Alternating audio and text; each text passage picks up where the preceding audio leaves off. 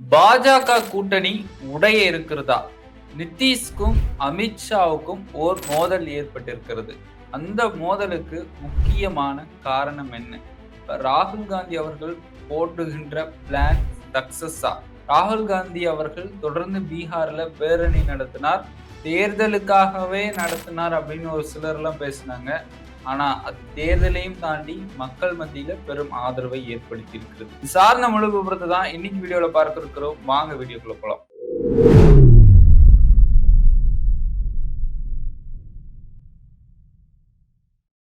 கோபாசை நண்பர்களுக்கு வணக்கம். நான் உங்கள் சின்ன அரசியல்களும் தொடர்ந்து பேசுவோம், உண்மையை உறக்க சொல்வோம். நம்முடைய கோபாசை சேனலை மறக்காம சப்ஸ்கிரைப் பண்ணிக்கோங்க.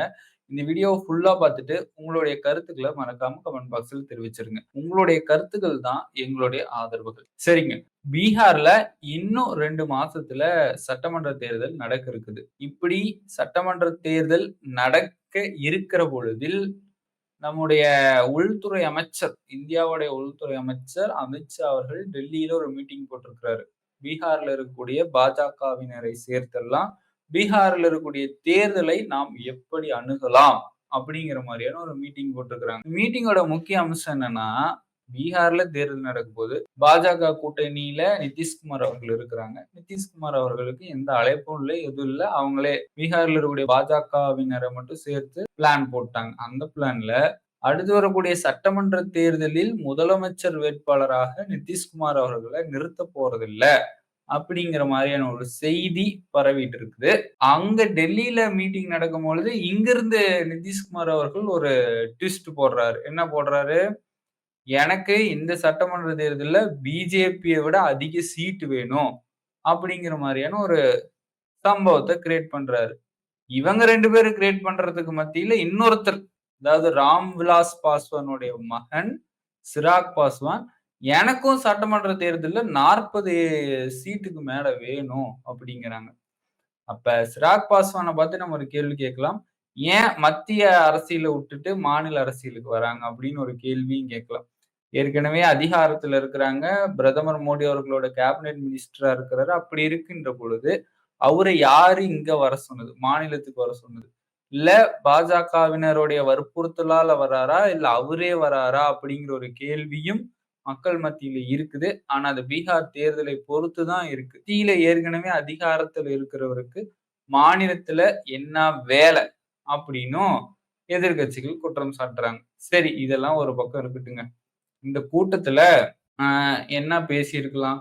நிதிஷ்குமார் அவர்களும் அழைப்பு விடுத்து, இத்தனை வருஷமா கூட்டணியில் இருந்திருக்கோம். இவ்வளவு வருடங்களா கூட்டணியில இருந்துமே சீட் ஷேரிங்ல ஒரு திணறல். ஆனா அவங்க பேசி எ எவ்வளவு சீட்டு குடுக்கலாம்? யார் யார் எவ்வளவு சீட் எடுத்துக்கலாம்ன்னு பேசாம, அமித்ஷாவுக்கும், நிதிஷ்குமாருக்கும் ஒரு மோதல் மாரி இங்கிருந்து அவர் ஒண்ணு சொல்ல, அங்கிருந்து இவர் ஒண்ணு சொல்ல அப்படிங்கிற மாரி நடந்துட்டு இருக்குது. பார்ப்போம் என்ன நடக்குதுன்னு. ஆனா பாஜகவுடைய உண்மையான நோக்கம் என்னன்னா, மாநில கட்சிகள சிதைக்கிறது தான். மாநில கட்சிகளோட கூட்டணி வைப்பாங்க. அவங்க தோள் மேலேயே ஏறி வருவாங்க. கடைசியில அவங்க கட்சியே சிதைச்சிருவாங்க. இது எங்க நிதிஷ்குமார் அவர்களுக்கு புரிஞ்சுதா? புரியலையான்னு தெரியல. ஆனா, இப்ப நிதிஷ்குமார் அவர்கள் பாஜக கூடவே கொஞ்சம் சண்டை போட்டுட்டு இருக்கிறாரு. அமித்ஷாவுக்கும், நிதிஷ்குமாருக்கும் ஆவாத மாரியான சம்பவங்கள்லாம் போயிட்டு இருக்குது. ஆனா, நிதிஷ்குமார் அவர்கள் கொடுத்த அந்த இடத்துல தான் பாஜகவே போட்டியிட்டது. போட்டியிட்டதுக்கு அப்புறம் பாஜகங்கிற கட்சி பீகார்ல எங்கங்க இருந்தது? ஜேடியுங்கிற கட்சி தான் இருந்துச்சு. இவரு ஏதோ போனா வந்தா பொழைச்சு போட்டோம் அப்படின்னு சொல்லிட்டு பிஜேபிக்கு இடத்த கொடுத்தாரு. இப்ப பாஜக என்ன நினைக்கிறாங்கன்னா, ஜேடியுவ அப்படியே கீழ தள்ளி விட்டு, அதாவது மத்தியிலயும் பாஜக தான் ஆளணும், மாநிலத்திலயும் பாஜக தான் ஆளணும் அப்படிங்கிற மாரி ஒரு பிளான் போடுறாங்க. பீகார்ல தனி பெரும்பான்மையா வெற்றி பெறுவாங்களாம் முதல்ல பாஜக. ஆனா அவங்க போடக்கூடிய பிளான் என்னன்னா, பாஜக அதிக சீட் எடுத்து தனி பெரும்பான்மையா வெற்றி பெற்று பாஜகவை சேர்ந்த ஒருவர் முதலமைச்சரா வரணும் அப்படிங்கிற மாரி நினைக்கிறாங்க. ஆனா இதுக்கு முன்னாடி நிதிஷ்குமார் அவர்கள் பாஜகவுக்கு சீட்லாம் குடுத்தாருல்ல, அவருக்கு ஒரு அதிகார பசி. இவரு முதலமைச்சரா இருந்தா போதும். முதலமைச்சரா இருந்தா போதும். துணை முதல்வராவோ, மற்ற அமைச்சர்களாவோ பிஜேபி இருந்துட்டு போறாங்க அப்படின்னு ஒரு அதிகார பசியில இவரே போய் மாட்டிக்கொண்டு, இப்ப இவரே மாட்டிக்கிட்டு முழிக்கிறாரு. அந்த அளவுக்கு ஒரு கலவரமா போயிட்டு இருக்குது. இதே மாரி தானே அமித்ஷா தமிழ்நாட்டுக்கு வந்தாரு. நம்ம பழனிசாமி அவர்களோட கூட்டணி வைத்தாரு. என்ன சொன்னாங்க, அடுத்த முதலமைச்சர் பழனிசாமி அவர்கள் தான் அப்படின்னு சொன்னாரு. அதுக்கப்புறம் என்டிஏ கூட்டணியில இருந்து தான் முதலமைச்சர்ன்னாரு. அதே மாரி தான் தமிழ்நாட்டுல எப்படி பண்ணாரோ, அதே மாரி பீகார்லயும் அரசியல் பண்ண பாக்குறாரு. நீங்க என்ன வேணா அரசியல் பண்ணுங்க. அமித்ஷா சொல்றது இங்க எடுபடியே ஆவாது. அதுக்கெல்லாம் ஒரு உதாரணம் சொல்லலாம். பஞ்சாப்ல போயிருக்கிறாருங்க வெள்ளத்துல பாதிக்கப்பட்ட மக்கள பாக்க. ஒருத்தன் கூட வந்து பாக்கலையே! ஒருத்தனும் மதிக்கலையே! இவரு சொல்றாரு அந்த எடுபிடிக்கிட்டு, ஏதோ போய் 4 பேத்த கூட்டிட்டு வாங்கடான்னு சொல்லி. அந்த அளவுக்கு அமித்ஷாவுடைய குரலுக்கு மதிப்பு கொடுக்காத இருக்கிற பட்சத்தில், இவங்களுக்கு முதலமைச்சர் ஆகணும் அப்படிங்கிற ஒரு கனவுலாம் இருக்கு. எப்படிங்க என்டிஏ கூட்டணியே ஒரு மிகப்பெரிய மோசமான கூட்டணின்னு நான் சொல்லல. எதிர்க்கட்சிகளும், மக்களும் சொல்றாங்க. அந்த அளவுக்கு மாநில கட்சிகளை சிதைப்பதில் வரலாறு படைத்தவர்கள் என்டிஏ கூட்டணியில் உள்ள நபர்கள் அப்படிங்கிறாங்க. ஏன் இப்படி? மத்தியில தான் ஆள்றீங்க. மாநிலயாவது மாநில சுயாட்சின்னு நம்ம தமிழ்நாட்டுல இருக்குது. அந்த பெருமையை ஏன் மற்ற மாநிலங்கள் கொண்டு வர மாட்டேங்குது? இந்த மாநில கட்சிகளுக்கு ஏன் வாய்ப்பை கொடுக்க மாட்டேங்கிறாங்க? அவங்களோட உரிமையை பறிக்கிறாங்க. அது மட்டும் இல்ல மாநில கட்சிகளுடைய உரிமையவே மொத்தமா உடைக்கிறாங்க. அதுதான் உண்மை. இப்ப டெல்லியில கூட்டம் போட்டிருக்கிறாங்க. அந்த டெல்லி கூட்டத்துல நிதிஷ்குமாரையும் வரவேற்கல. என்ன ஒண்ணும் புரியல. சிராக் பாஸ்வான் வேற தனியா 40 இடங்களுக்கு மேல எனக்கு வேணும், சீட் வேணுங்கிறாரு. அவரு தான் முதல்வர் வேட்பாளர்ன்னு வேற இதுக்கு முன்னாடி சொல்லியிருந்தாரு. அவரு வேற அவரோட தொண்டர்கள்லாம் நிறுத்தி நான் போட்டியிட போறேன் அப்படின்னு சொல்லியிருக்கிறாரு. அப்ப இந்த பீகார் அரசியல்ல ஸ்பெஷல் இன்டென்சிவ் ரிவிஷன் ஒரு விவாதமா போயிட்டு இருக்குது. அரசியல்ல ஒரு விவாதமா போயிட்டு இருக்குது. சிராக் பாஸ்வான் வருவாரா? நிதிஷ்குமார் வருவாரா? இல்ல பிஜேபிய சார்ந்த ஒரு ஆள் முதலமைச்சரா வருவாரா? அப்படி இல்லையா தேஜஸ்வி யாதவ் அவர்கள் வருவாங்களா? இப்படி பல்வேறு குழப்பங்களுக்கு மத்தியில தான் பீகார்ல அடுத்த தேர்தலே நடக்க போதுங்க. ஆனா என்ன நடந்தாலும் சரி, இந்தியா கூட்டணி தான் வெல்லும். எல்லாருடைய கருத்து கணிப்புகளும் இந்தியா கூட்டணிக்கு தான் மிக ஆதரவா இருக்கு. இப்ப ஏற்கனவே நிதிஷ்குமார் அவர்களுக்கு ரிட்டயர்மென்ட் ஏஜ் வந்துருச்சுங்கிறாங்க. அவங்களுடைய மகன் நிஷாந்த் குமார நிறுத்தலாமா? அப்படிங்கிற ஒரு பேச்செல்லாம் போயிட்டு இருக்குது. ஆனா நிதிஷ்குமார் அவர்கள் ஒரு பிளான் போட்டா, பிஜேபி ஒரு பிளான் போட்டுட்டு இருக்கிறாங்க.